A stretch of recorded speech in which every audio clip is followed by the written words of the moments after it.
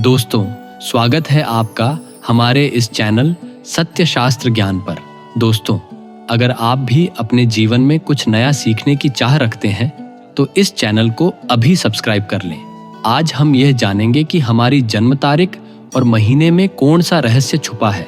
इसे जानने के लिए वीडियो को पूरा अंत तक देखें। दोस्तों, परमहंस योगानंद जी के अनुसार हमारी जन्म तारीख और महीना केवल संयोग नहीं है, बल्कि हमारे पिछले जन्मों के कर्मों का परिणाम है।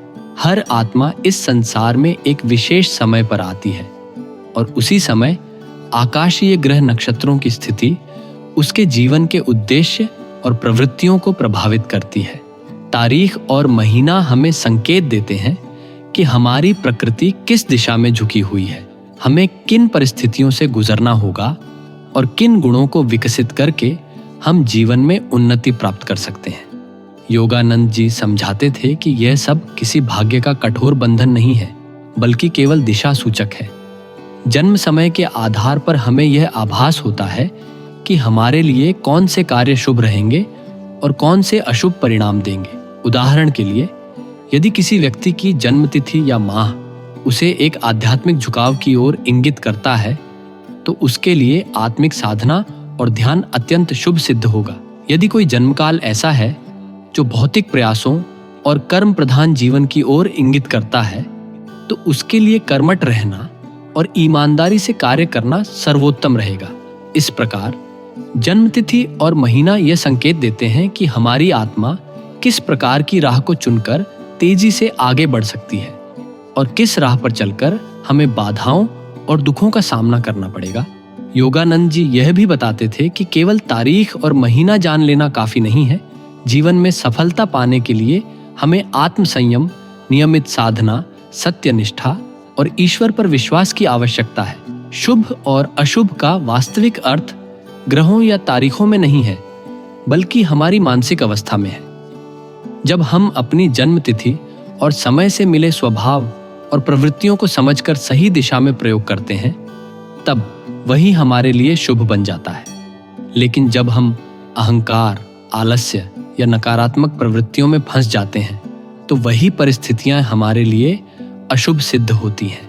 परमहंस योगानंद जी के अनुसार यदि किसी को अपने जीवन में जल्दी सफलता चाहिए, चाहे वह धन संपत्ति के रूप में हो, व्यापार में वृद्धि के रूप में हो या नाम और प्रतिष्ठा के रूप में हो, तो सबसे पहले यह समझना होगा कि इन सब का मूल कारण केवल बाहरी परिश्रम नहीं, बल्कि भीतर की चेतना है।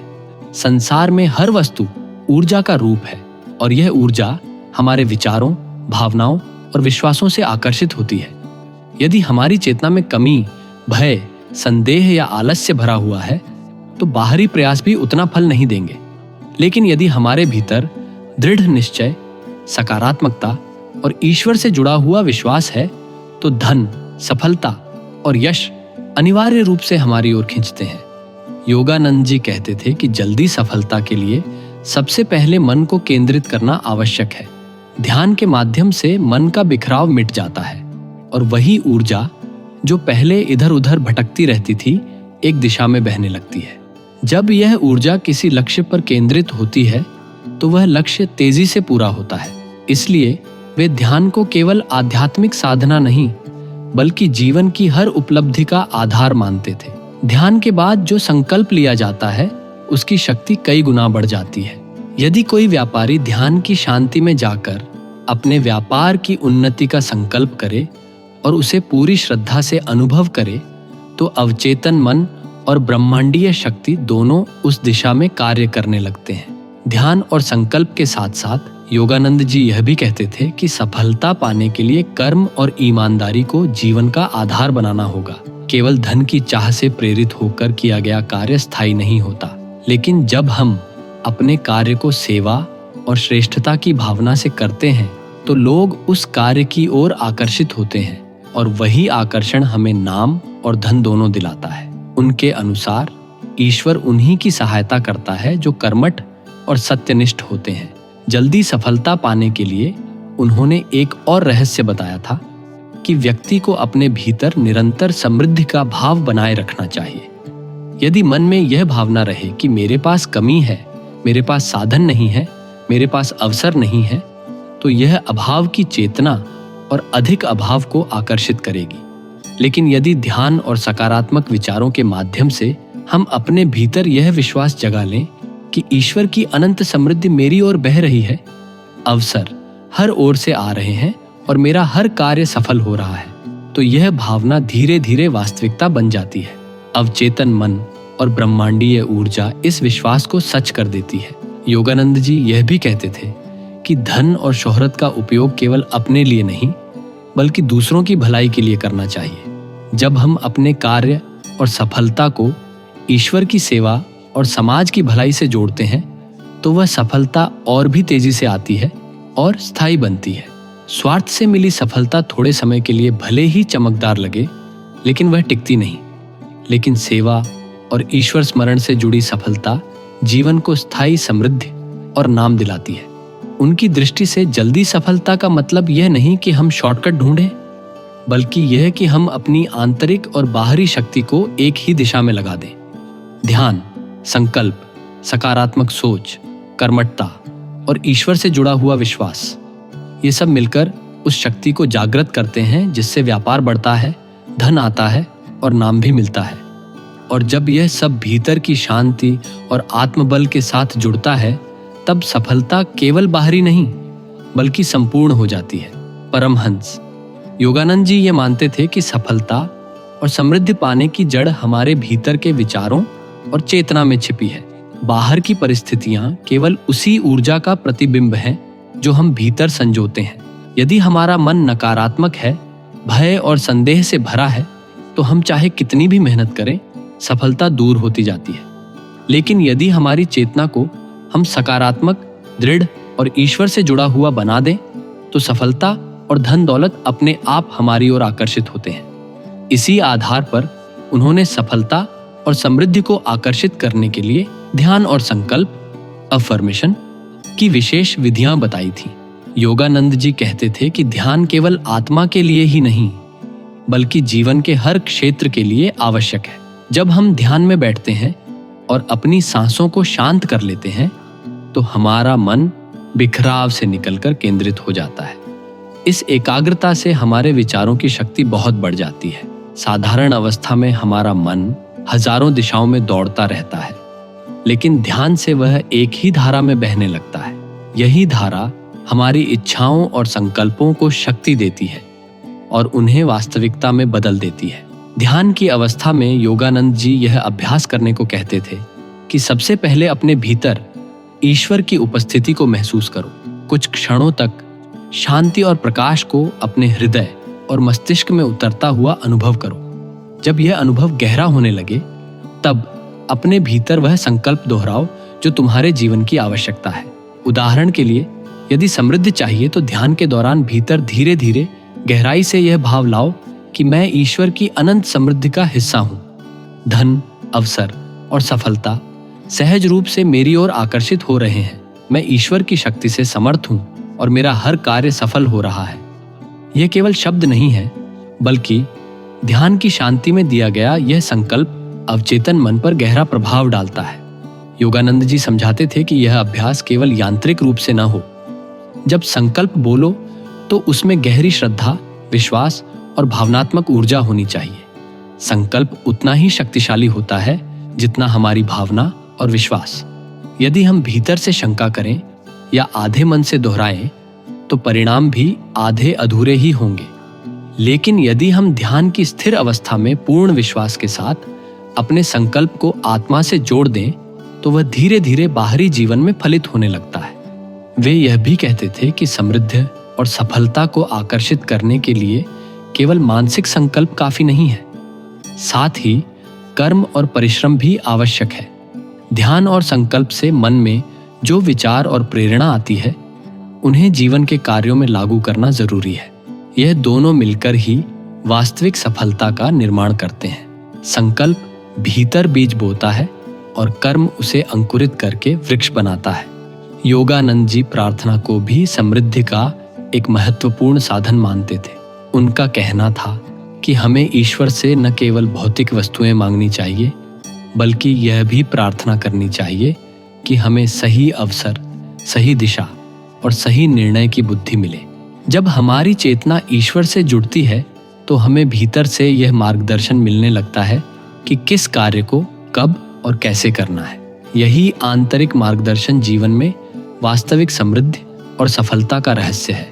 इस प्रकार योगानंद जी का ध्यान और संकल्प अभ्यास केवल भौतिक सफलता के लिए नहीं बल्कि आत्मिक शक्ति और संतुलन के लिए भी है। जब मनुष्य ध्यान में ईश्वर से जुड़ता है तो उसके भीतर ऐसी शक्ति और आत्मविश्वास आता है कि वह चाहे व्यापार में हो, कला में हो या किसी अन्य कार्य में, उसमें उत्कृष्टता प्राप्त कर सकता है। सफलता तब केवल बाहरी उपलब्धि नहीं रह जाती बल्कि वह आत्मा की प्रसन्नता और ईश्वर की कृपा का रूप बन जाती है। योगानंद जी का कहना था कि हमें अपने जन्म की परिस्थितियों को आत्मज्ञान की दृष्टि से देखना चाहिए। यह हमें बताती हैं कि हमारी आत्मा को किस प्रकार के अनुभवों की आवश्यकता है। यदि हम अपने भीतर की आध्यात्मिक शक्ति को पहचानकर उसे जागृत करते हैं तो कोई भी जन्म तिथि, कोई भी महीना और कोई भी ग्रह हमें बांध नहीं सकता। ध्यान, प्राणायाम, ईश्वर का स्मरण और गुरु की कृपा ही वह मार्ग है जिससे हम अपने लिए वास्तविक शुभता को आकर्षित कर सकते हैं। सफलता तब आती है जब हम अपने भीतर की चेतना को ऊंचा उठाते हैं और अपने कर्मों को शुद्ध और निष्काम बनाते हैं। इस प्रकार योगानंद जी के अनुसार जन्मतिथि और महीना हमें केवल दिशा दिखाते हैं, लेकिन हमारा भविष्य हमारे अपने वर्तमान कर्मों, विचारों और ईश्वर से जुड़ाव पर निर्भर करता है। जब हम अपने जीवन को ईश्वर के समर्पण में जीते हैं तब हर तारीख, हर महीना और हर परिस्थिति हमारे लिए शुभ और मंगलकारी बन जाती है। परमहंस योगानंद जी ज्योतिष को एक गहरे आध्यात्मिक दृष्टिकोण से देखते थे। उनका मानना था कि जन्म कुंडली, ग्रह नक्षत्र और राशियां केवल हमारे पिछले कर्मों के परिणामों का दर्पण है। ये हमारी आत्मा के विकास की यात्रा का नक्शा दिखाते हैं, परंतु वे यह भी समझाते थे कि यह सब अंतिम सत्य नहीं है। इंसान का भाग्य केवल ग्रहों से तय नहीं होता बल्कि उसके वर्तमान के कर्म, उसकी साधना और ईश्वर से जुड़ाव उसे हर बंधन से ऊपर उठा सकते हैं।